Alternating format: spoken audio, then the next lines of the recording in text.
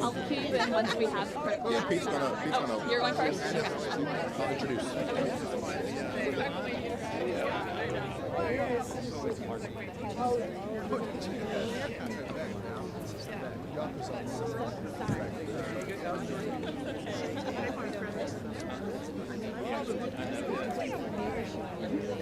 Right behind my judge.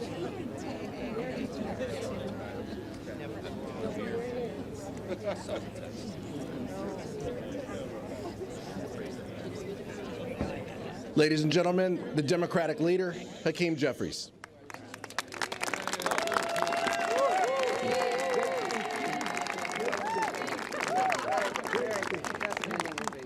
To Whip Clark, Chairman Aguilar, House Democrats, all those assembled, it's my honor and privilege to stand before you with the House Democratic Caucus, which has made clear from the very beginning of this Congress that we will put people over politics. And to do everything possible to find common ground whenever and wherever possible with our Republican colleagues in order to chart a bipartisan path forward to get things done for the American people. That's been our position from day one of this Congress, and it remains our position. Because we are here as members of the House of Representatives to make life better for everyday Americans, not play political games.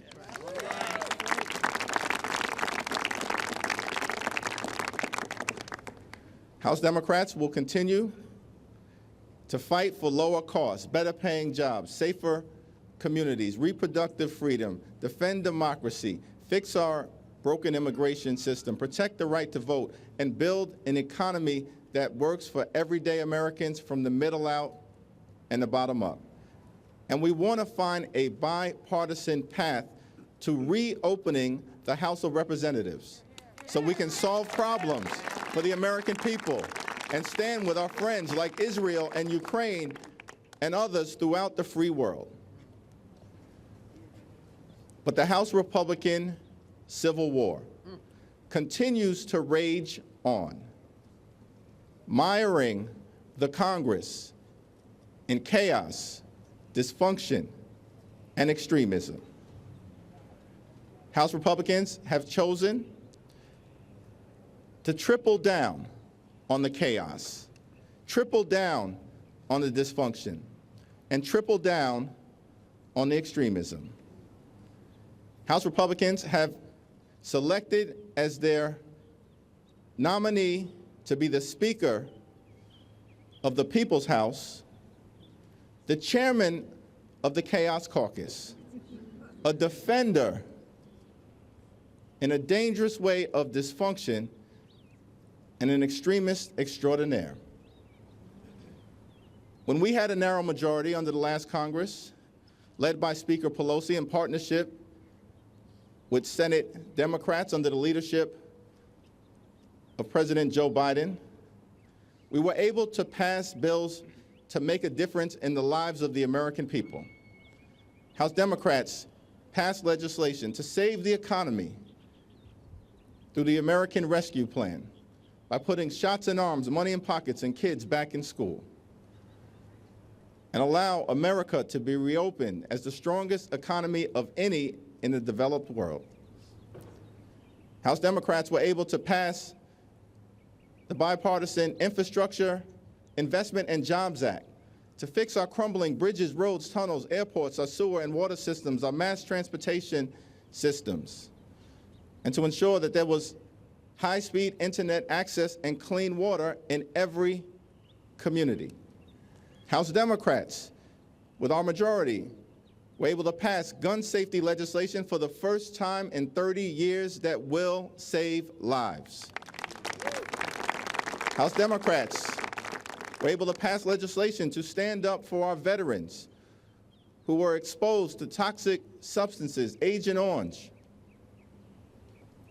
and things to undermine their health, their safety, and well-being, and to provide millions of veterans with the health care they need to live the lives that they deserve. House Democrats were able to pass the CHIPS and Science Act to bring domestic manufacturing jobs back home to the United States of America. And House Democrats were able to pass the Inflation Reduction Act to strike a dramatic blow against the climate crisis, set our planet on a sustainable trajectory forward, lower energy costs, strengthen the Affordable Care Act, lower health care costs, and drive down the high price of life-saving prescription drugs for millions of Americans, including dropping the price of insulin from thousands of dollars a year to $35 a month for millions of Americans. That is the track record of legislative accomplishment under a House Democratic majority. House Republicans have just elected a Speaker nominee who in 16 years in this Congress hasn't passed a single bill because his focus has not been on the American people.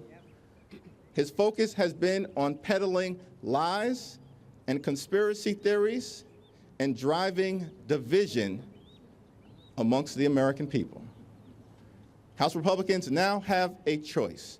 There are only two paths forward.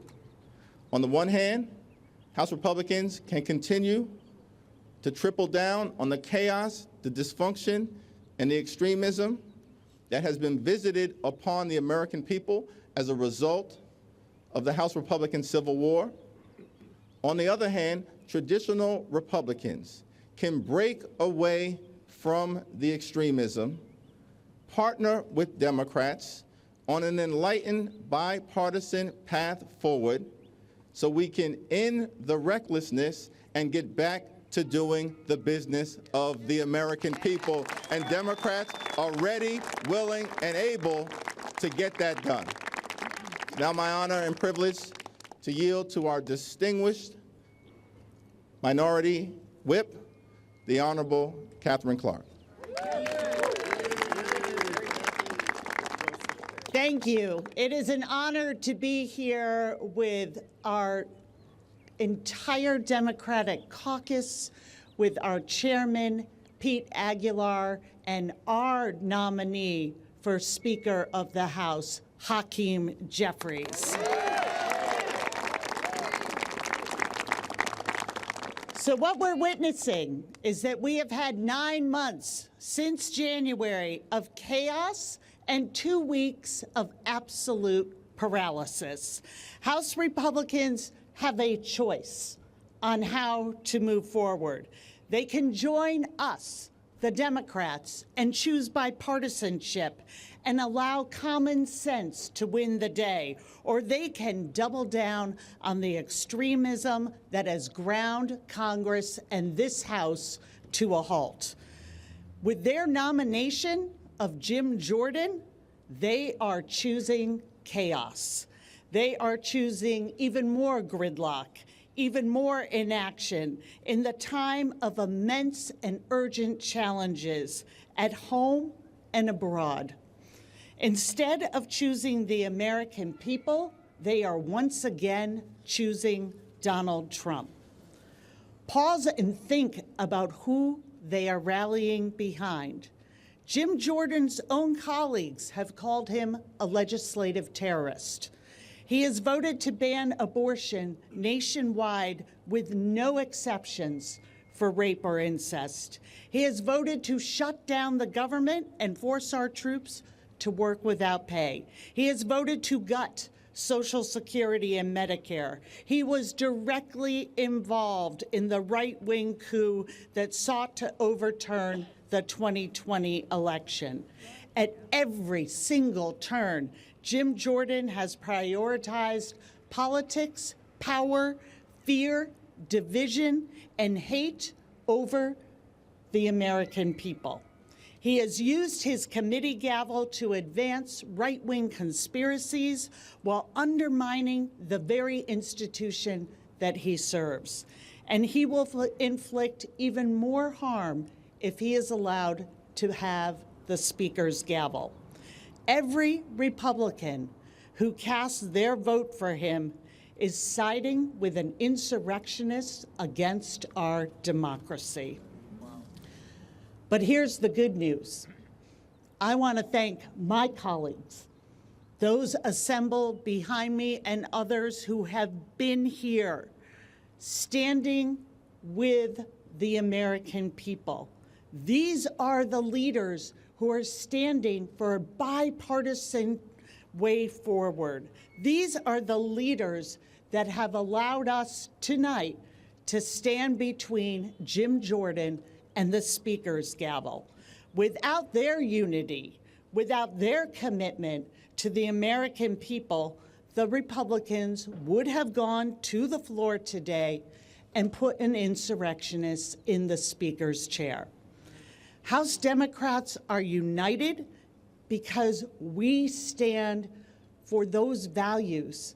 We stand for the values of the American people, and we work every day to make those ideals of liberty and equality and justice for all realities.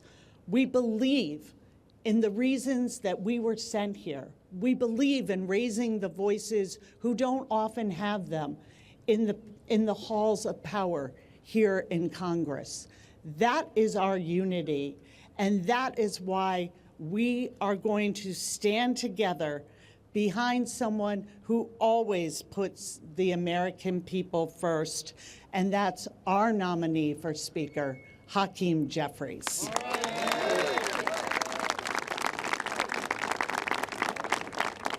And now I am proud to introduce our caucus chair, an incredible leader for the people, Pete Aguilar.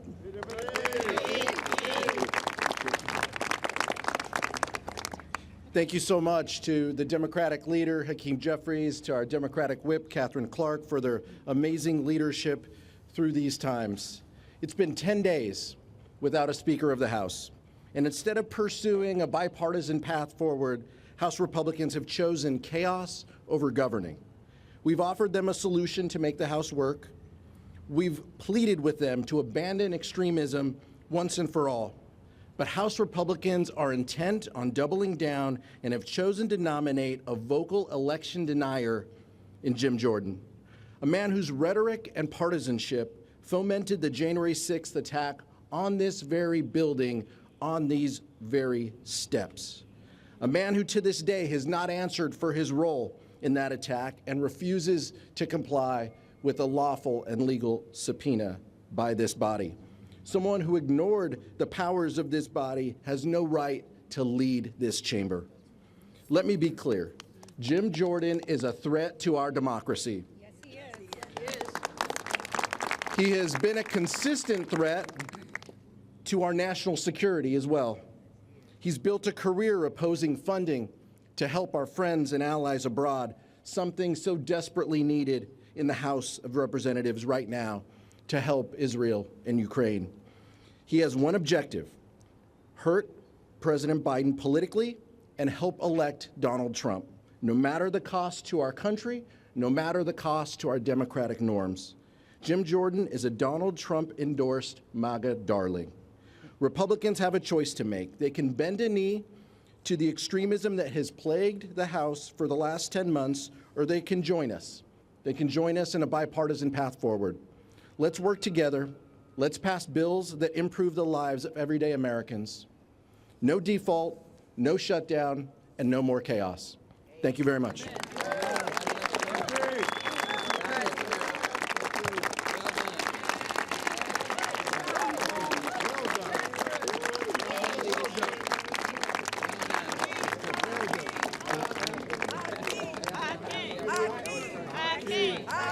Hakeem!